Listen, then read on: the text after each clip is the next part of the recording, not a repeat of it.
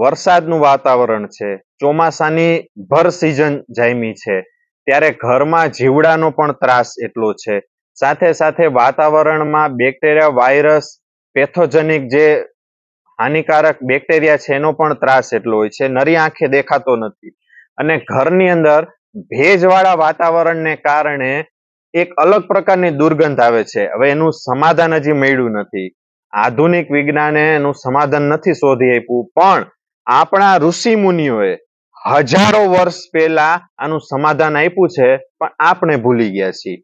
સમાધાન શું છે કે ગાયનું ગોબર અને હવન સામગ્રીનો ધૂપ કરશો તો આમાંથી છુટકારો મળશે.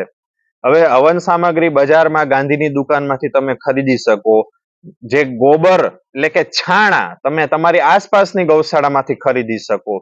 તો હવન સામગ્રી તમને મળી જાય તો ઉત્તમ, નહીતર એની અંદર તમે ગુગળ છે, લીમડાનો પાવડર છે, ચંદન પાવડર છે, નાગરમોચ છે, જટામાસી છે, હાઉબેર છે, વાવડિંગ છે, ગુગળ છે, આ બધી વસ્તુઓ દ્રવ્ય લઈ અને ગાયના ગોબરના છાણા છે એમાં તમે મૂકીને ધૂપ કરશો તો ઘરનું વાતાવરણ સુગંધિત, પવિત્ર અને દિવ્ય થઈ જશે.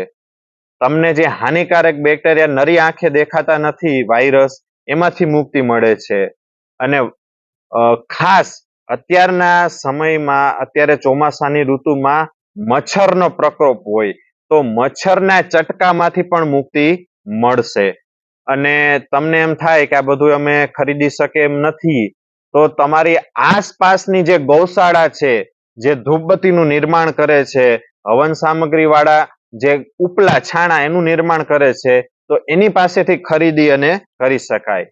અથવા તો તમે આ સ્ક્રીનમાં નંબર આપેલો છે એમાં વોટ્સએપ કરી તમે ધૂપબત્તી મંગાવી શકો છો અને ધૂપબત્તીની માહિતી મેળવી શકો છો. અસ્તુ. જય ગૌ માતા.